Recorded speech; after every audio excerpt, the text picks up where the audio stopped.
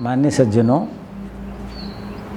पिछले व्याख्यान में जो हमने ग्रीष्म ऋतु पर विचार किया, वहाँ आचार्य चरक ने क्या सिद्धांत बताए उन पर विचार किया। उसी प्रसंग में आचार्य धन्वंतरी, उन्होंने सुश्रुत में क्या लिखा, लगभग मिलता जुलता, थोड़ा सा ही अंतर है, उस पर विचार करते हैं। भोजनम च हितं शीतं सघृतं मधुरद्रवम श्रितेन पयसा रात्रौ शर्करा मधुरेण च। मोटे रूप से वो सिद्धांत वही है कि आपको शर्करा लेनी है, घी लेनी है, दूध लेना है।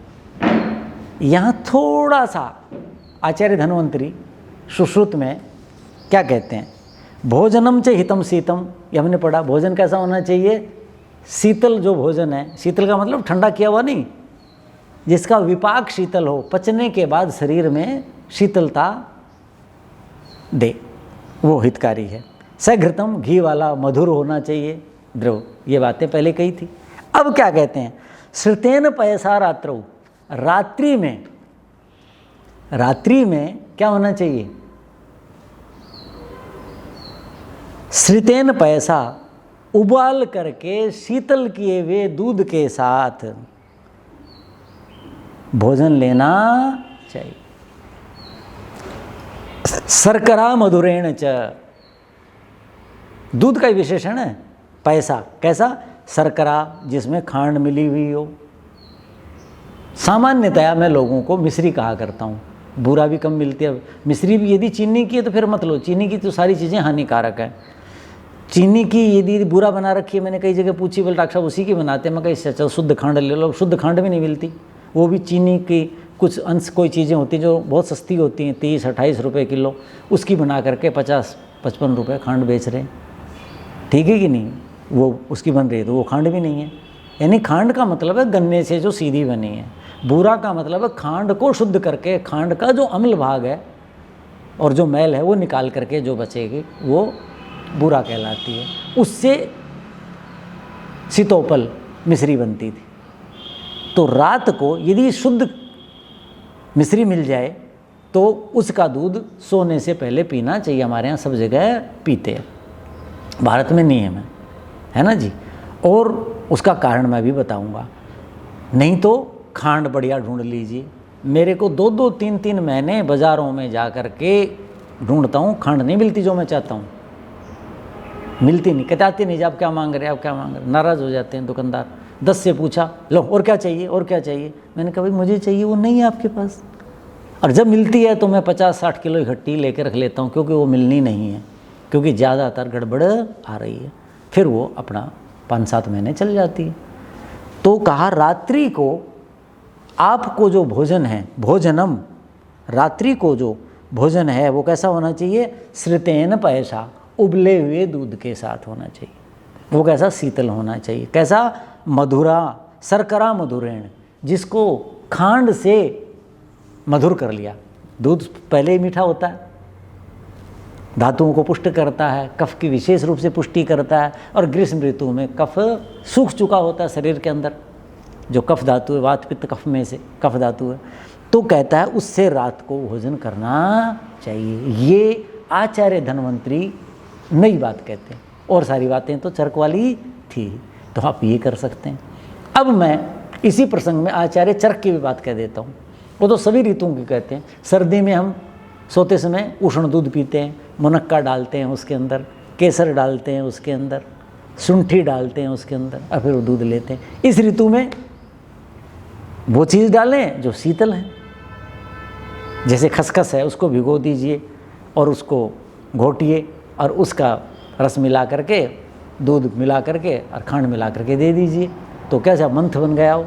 मंथ की चर्चा हुई थी पिछले व्याख्यान में। शरबत वो पिलाइए, खसखस का शरबत, हल्का सा दूध मिला दीजिए। जैसे बादाम बनाया था घोट करके वो मिला दीजिए, या मगज मिला दीजिए। रात को भिगोए, लेकिन वो 5-6 घंटे भीगने चाहिए, फिर उनकी खूब घुटाई करें, उनके अंदर छोटी इलायची डाल दें। एक छोटी इलायची का मतलब 5-6 व्यक्ति, एक का मतलब एक नहीं, इलायची के अंदर भी समझ गए कि नहीं उष्णता होती है, तो इसलिए कम डालें, ठीक है। तो इतनी डालें, यानी 2-3 बीज एक व्यक्ति के हिसाब से, और उसको खूब पिलाएं। तो मैं जो दूध की बात कर रहा था, रात्रि को प्रत्येक व्यक्ति को हर ऋतु में दूध पीना चाहिए, ठीक है।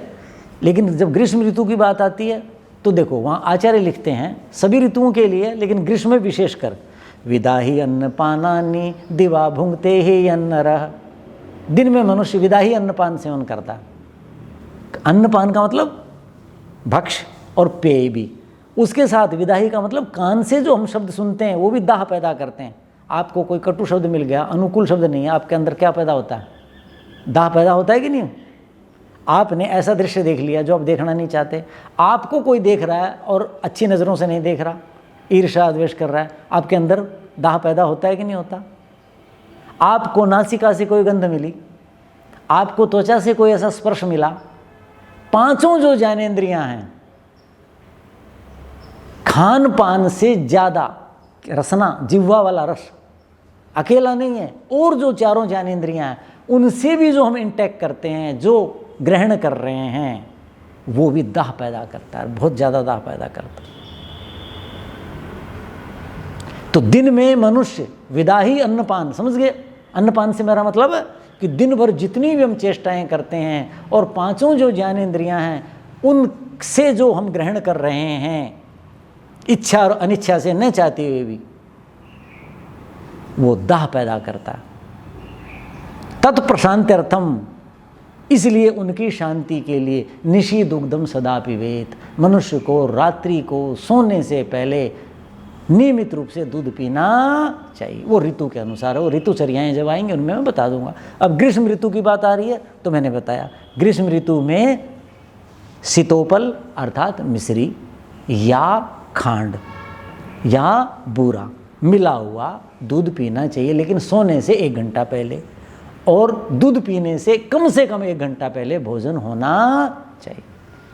ये नहीं कि आप देर से आए, 9 बजे भोजन कर रहे हैं और लाओ दूध भी दे दो और उसके बाद कहते थका पड़ा हूँ सो जाऊँ, और फिर कहेंगे वो बता तो रहे थे कोई लाभदायक, मेरे को तो कोई लाभ हुआ नहीं। करेगा लाभ, लेकिन उतना लाभ नहीं करेगा, क्योंकि आपने नियम का जितना पालन किया उतना लाभ होगा। दूध पिया लाभ होगा, रात्रि को पिया लाभ होगा, मीठा पिया लाभ होगा, उबाल करके शीतल किया लाभ होगा, लेकिन कब पीना चाहिए, कितने कितने अंतराल पर, सोने से कितना पहले, ये नियमों का पालन करेंगे तो उतना ही अधिक लाभ होगा। तो वो प्रसंग आ गया था तो ये बताया।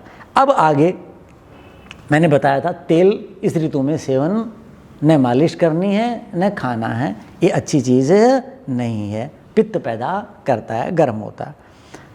मेरे दृष्टि से मैं जो कहता हूँ, जौ का भोजन करना चाहिए। जौ का भोजन इस ऋतु में, जौ और चने दोनों, गेहूँ भी शीतल होता है, लेकिन जौ जो है वो और ज़्यादा, जौ क्या है, मेद्य है। आप यज्ञ में कभी गेहूँ की आहुति दी है आपने? चने की दी है? जौ की देते हैं। और सर्दी में किसकी देते हैं? तिल की देते हैं। दोनों मेद्य हैं, दोनों के लिए मेद्य शब्द का प्रयोग है। तो मेद्य क्या है? मेधाये हितम, जो बुद्धि के लिए हितकारी है। तो जो है वो सेवन करना चाहिए। इस ऋतु कह रहा हूँ, इस समय में पिछले 30-35 साल से मैं देख रहा हूँ बढ़ते जा रहे हैं। अब तो 30-25 साल में भी हृदय रोग होने लग गए। जौ के अंदर 2 प्रकार के रेशे होते हैं, एक विलेय, एक अविलेय। अविलेय रेशे को तो सब जानते हैं, डॉक्टर जिनको कोष्ठबद्धता रहती है, कब्ज रहती है, सब क्या कहते हैं? फाइबर खाया करो, फाइबर खाया करो, उसको फाइबर, वो है अविलेय, जो अलग ही रहता है। एक होता है विलेय। विलेय रेशा कौन होता है? जो रस में जाता है, रस से रक्त में जाता है, और रक्त उस रेशे को जहाँ जहाँ जाएगा सब जगह लेकर के जाता है। तो जौ के अंदर विलेय रेशा होता है। ये मेरा अध्ययन नहीं है, मैंने साइंस की मैगजीन में पढ़ा। मैं कॉलेज में साइंस की मैगजीन आती थी, विज्ञान प्रगति और ड्रीम, वो मैं पढ़ता था। तो उसमें साइंटिस्टों ने बताया, मैंने कहा रे हमारे आचार्य तो जौ का विधान करते हैं और हमारे यहाँ जौ का भोजन बहुत अच्छा माना गया है। देखो ये तो कितना अच्छा है, बुद्धि के लिए हितकारी है। अब आजकल क्या है, समृद्धि सब कुछ हो गया, लेकिन बुद्धि सन्मार्ग पे तो नहीं चलती। हम आक्रामक हो गए हैं, क्रूर हो गए हैं, हिंसक हो गए हैं, ईर्ष्यालु हो गए हैं, कितने प्रकार के दोष आ गए ना। तो जो है वो बुद्धि के लिए हितकारी, ये तो बताया।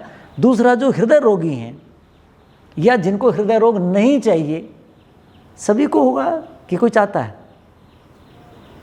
कोई चाहता होगा एक आधा हृदय रोग हो जाए नहीं चाहते, तो सभी चाहते हैं कि मुझे रोग न हो, तो उनको जौ खाना चाहिए। क्यों बताया, उसमें विलेय रेशा होता है, और वो जब जाएगा तो हृदय रोग किसका नाम है कि हृदय का कार्य क्या है, पूरे शरीर के अंदर रक्त का संचरण करना, रक्त के माध्यम से सारी धातुओं को वो पहुंचाता है जहाँ जहाँ जिस तत्व को आवश्यकता है, तो वो रुकती हैं, वो रुकती है ना, उसी का नाम तो हृदय रोग है। जो हृदय रक्तवाहिनियाँ हैं उनमें विकार आता है, तो ये जो खाएंगे तो उनका जो विलेय रेशा है, जो लीन हो जाता है रस में, रक्त में, वो इसलिए जौ का सेवन करें। तो जौ का कई रूप में, सत्तू के रूप में, दलिए के रूप में कर सकते हैं, रोटी के रूप में कर सकते हैं, उसका खिचड़ी सीधे उबाल करके उसका छिलका उतारा और सीधे उबाल करके किसी भी रूप में उसका सेवन कर सकते हैं, वो खाएं। ठीक है जी। अब जो है मक्खन का मैं बता चुका, दही मैंने बताया, दही का जो सेवन है इस ऋतु में निषेध है। दही ज़्यादातर लोग खाते हैं, क्यों खाते हैं, क्योंकि आंतों के लिए अच्छा होता है। दही क्या होता है, आंतों के लिए अच्छा होता है, ठीक है। और इस ऋतु में आंतें खराब होती हैं, दस्त लगते हैं, प्रवाहिका डिसेंट्री तक हो जाती है, बताया था ना, पहले व्याख्यानों में चर्चा की थी। रखा हुआ खा लेंगे, तला हुआ खा लेंगे, कैसा कैसा भी खा लेंगे, जो शरीर को नहीं चाहिए वो खा लिया, उससे दोष आ गए और आंतें उसको बाहर फेंकती हैं। तो आंतों के लिए दही बहुत अच्छा है, आज का विज्ञान कहता है, मेडिकल साइंस कहती है। तो इसलिए इस ऋतु में दही अच्छा है, लेकिन दही गर्म होता है और दही गुरु भारी होता है। और इस ऋतु में कैसा भोजन करना चाहिए, सुपाच्य लघु भोजन करना चाहिए। कैसा भोजन करना चाहिए, लघु, जो जल्दी पचे, सुपाच्य। पुराना अन्न, जैसे अब नए गेहूँ आ रहे हैं, पुराने लोग खाते थे, वर्षा के बाद खाते थे, नया अन्न नहीं खाते थे। नया जो चना गेहूँ आरंभ के समय में कौन सा खाते थे, पुराना खाते थे। जिस अन्न के ऊपर से एक बार वर्षा निकल चुकी वो अन्न खाओ, वो क्या हो जाता है, सुपाच्य हो जाता है, हल्का हो जाता है। तो लघु भोजन करना चाहिए। दही क्या है, गुरु है, भारी है, गरिष्ठ है, देर से पचता है और गर्म है। हेमंते शिशिरे चैव वर्षासु दधि सस्यते ग्रीष्म शरद वसंतेषु प्रायः दधि विगर्हितम्।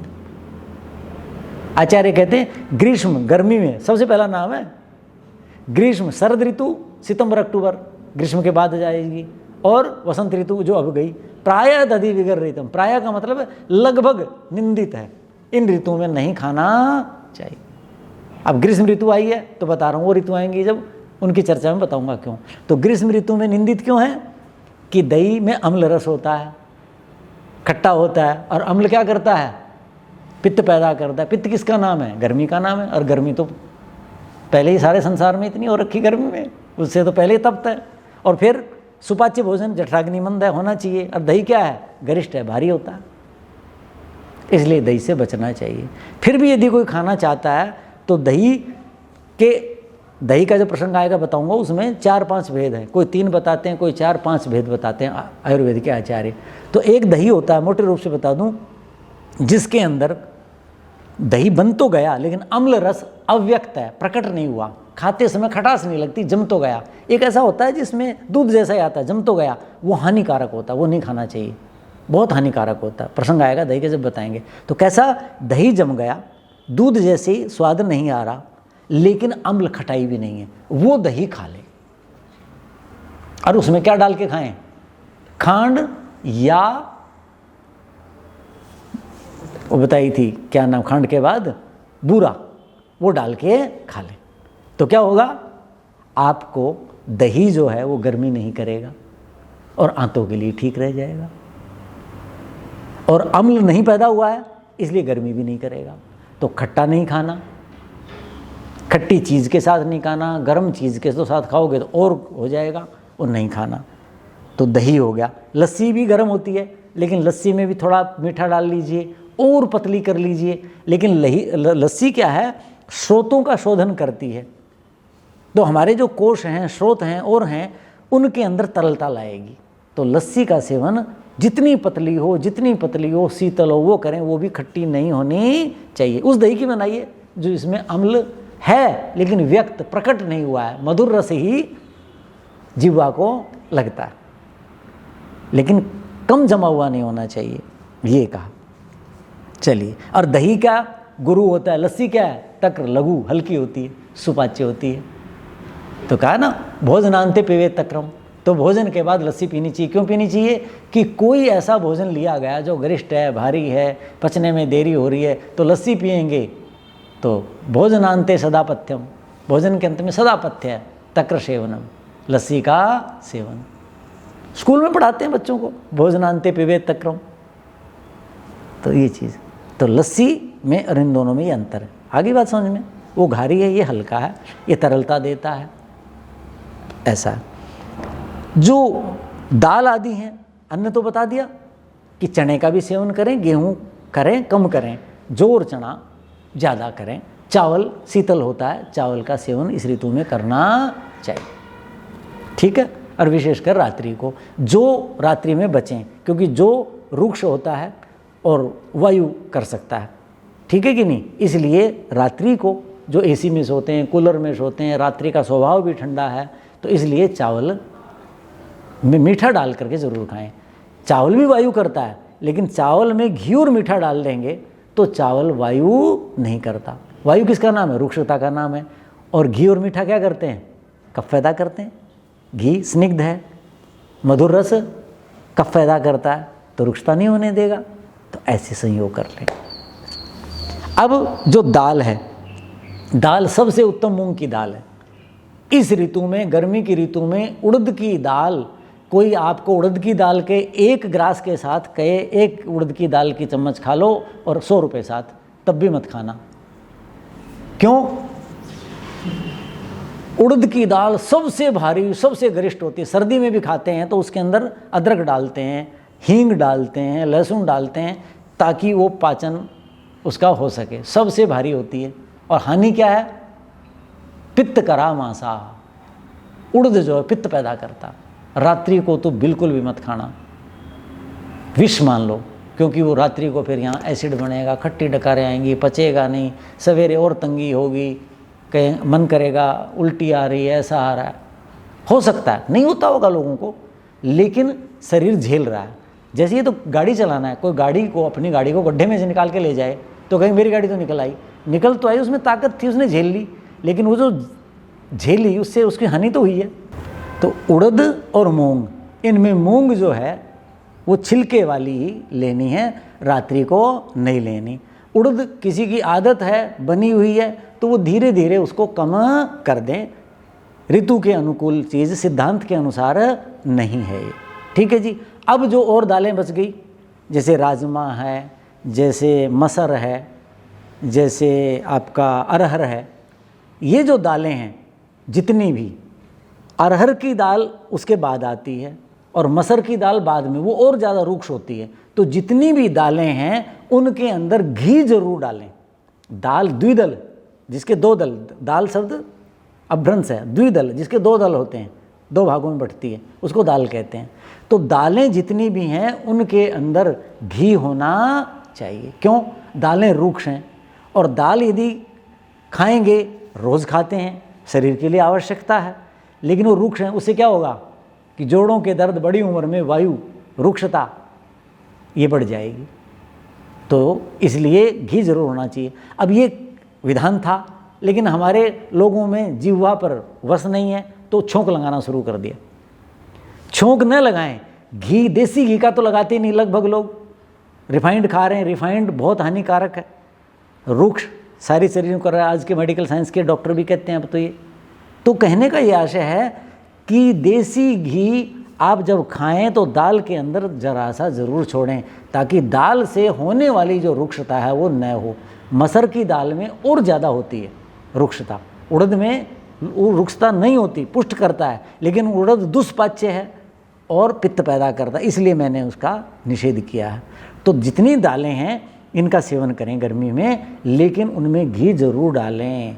घी से उनकी रुक्षता स्नेह के कारण समाप्त होगी, और घी शीतल होता है इसलिए उनकी उष्णता भी समाप्त होगी। तो वो दालें भी लें, लेकिन सबसे अधिक 50% अकेले मूंग की दाल, और बची हुई 50% 100% खाते हैं तो और दालें बांट लें, और हर दाल के अंदर घी डालें। छौंक नहीं लगाना। यदि आपने छौंक लगा दिया, प्याज तल दी, टमाटर तल दिए, उसमें टमाटर नहीं डालना खाना। मैं तो अब लगभग 6 महीने टमाटर लगभग नहीं खाता, मना कर देता हूँ घर वालों को। भाई डाल दी तो अब उनको कैसे रोकूं, क्योंकि टमाटर क्या होता है, खट्टा होता है और अम्ल होता है, और अम्ल गर्मी पैदा करती है। तो आने वाले जो 6 महीने हैं, ग्रीष्म ऋतु, वर्षा ऋतु और शरद ऋतु, इनमें अम्ल खट्टी चीज़ें नहीं खाने चाहिए, बहुत हानिकारक होती हैं। तो वो जो तल देंगे तो जो तल दिया है वो तो पचेगा नहीं शरीर के अंदर, बहुत जठराग्नि को क्या होगा, कष्ट होगा। और आपकी जठराग्नि इस ऋतु में पहले ही मंद है, बताया था ना, आदान दुर्बले देह है। आदान काल के कारण दुर्बल देह हो चुका, वो भी ग्रीष्म ऋतु, आदान काल का समापन, और उसमें जठराग्नि और भी मंद। तो आप तली छौंक लगा के खा रहे हैं, वो छौंक लगा के नहीं खाना। जैसे जीरा है, इस ऋतु में नहीं खाने की, जीरा गर्म होता है। जीरा तो इसलिए डाला जाता है जठराग्नि मंद हो, किसी की हो, गर्मी के लिए। आपकी ठीक है, क्यों जीरा डाल रहे हो, वो मत डालिए उसके अंदर।